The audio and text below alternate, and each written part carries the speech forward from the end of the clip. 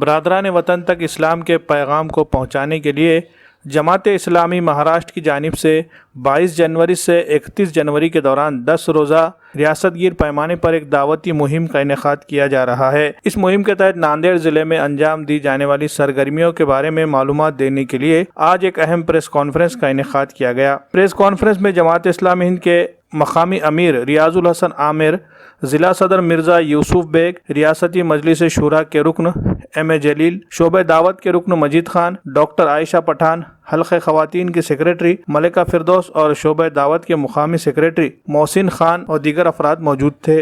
Press conference में नामानिगारों से खिताब करते हुए रियाजुल हसन आमिर ने दावती मुहिम के मकासद को वाज़े करते हुए कहा कि जमात इस्लामी हिंद ये चाहती है कि इस्लाम जो कि आफाकी मज़हब है और दुनिया के तमाम इंसानों के लिए आया है, इसलिए इस्लाम के पैगाम को सारे इंसानों तक पहुँचाना ये हमारी बुनियादी जिम्मेदारी है। इस मुहिम के ज़रिए जमात इस्लामी महाराष्ट्र रियासत के 7 करोड़ से ज़ायद अफराद तक इस्लाम के पैगाम को पहुँचाना चाहती है। मुहिम के तहत इनफरादी और इज्तिमाई मुलाकातें की जाएगी। मुख्तलिफ मिली और समाजी तंजीमों के जिम्मेदारान से खुसूसी मुलाकातें होंगी। मीडिया के तमाम ज़रा इस्तेमाल किए जाएंगे और इस्लाम के पैगाम को आम करने की कोशिश की जाएगी। M.A. जलील ने कहा कि कोरोना के मौजूदा हालात ने लोगों को ये सोचने पर मजबूर कर दिया है कि दुनिया की हकीकत क्या है। एक मामूली वायरस ने पूरी दुनिया में हलचल मचा दी। खुदा का इनकार करने वाले तक ये बात तस्लीम करने पर मजबूर होते नजर आए कि कोई ना कोई हस्ती ऐसी है जो इस कायनात को चला रही है। इस मुहिम के जरिए न सिर्फ इस्लाम के पैगाम, तौहीद, रिसालत और आखिरत को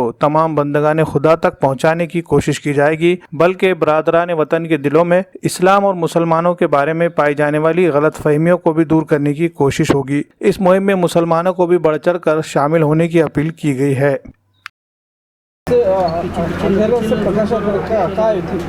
बिस्मिल्लाहिर्रहमानिर्रहीम। जमात इस्लामी हिंद महाराष्ट्र पूरे महाराष्ट्र भर में एक मुहिम मनाने जा रही है। सेंट्रल थीम जिसका है वो डार्कनेस टू लाइट है। ये एक कुरान की आयत है, मिनज़ ज़ुलुमाति इलन नूर।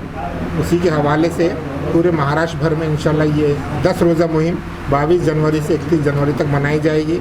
आज का ये जो प्रेस कॉन्फ्रेंस हमने प्रेस मीट यहाँ रखे थे, तो हम इसीलिए यहाँ पर रखे थे कि इस मुहिम के हवाले से हम पूरे शहर नांदेड़ में जितनी एक्टिविटीज़ यहाँ हम करने जा रहे हैं उसकी डिटेल ब्रीफिंग यहाँ पर दी गई और तमाम समाज के जितने लोग हैं उनको हम इस मुहिम के अंदर शामिल करना चाहते हैं।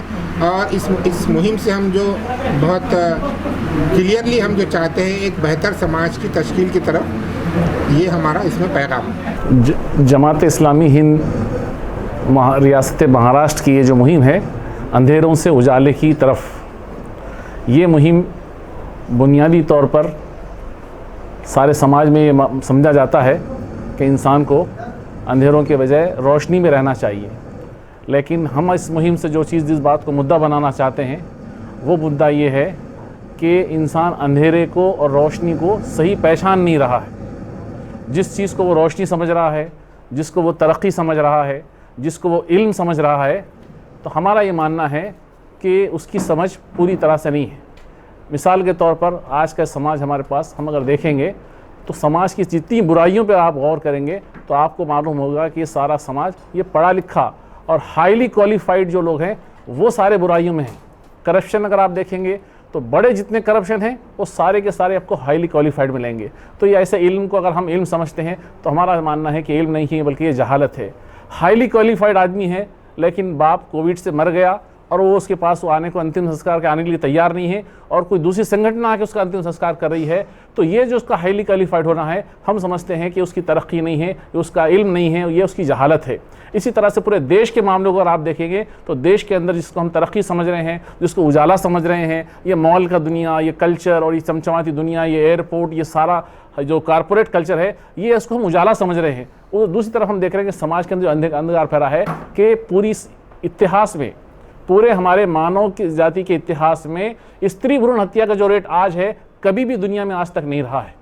और भी ऐसी केसें हैं पूरी दुनिया में। आज जो रिफ्यूजीज़ हैं, स्टेटलेस जो लोग हैं, पूरी इतिहास के अंदर इतने लोग रेफ्यूजी नहीं थे जितने आज दुनिया में पाए जाते हैं। तो हम समझते हैं कि ये जो रोशनी और अंधेरे का जो फ़र्क है, तो लोग जिसको रोशनी समझ रहे हैं, हम उसे सही रोशनी, सही उजाले की तरफ बुलाना चाहते हैं। और सही उजाले के अंदर हमारा कंसेप्ट ये है कि अपने परवरदिगार और अपने पैदा करने वाले को जब तक नहीं जानेंगे, उसके तालीमात को नहीं समझेंगे, उसके दिए हुए सिस्टम पर नहीं चलेंगे, ये रोशनी की तरफ नहीं आ सकते हैं। तो हम दीन इस्लाम के दिए हुए पैगाम की रोशनी की तरफ लोगों को बुलाकर बताना चाहते हैं कि वो जिस निज़ाम हयात के पीछे अपनी ज़िंदगियाँ गोया कि ज़ाय कर रहे हैं, उसके मुकाबले में वो इस सच्ची तालीमात की रोशनी की तरफ आएँ। ये हमारा बुनियादी पैगाम है जो जमात इस्लामी महाराष्ट्र पूरे रियासत में करना चाहती है।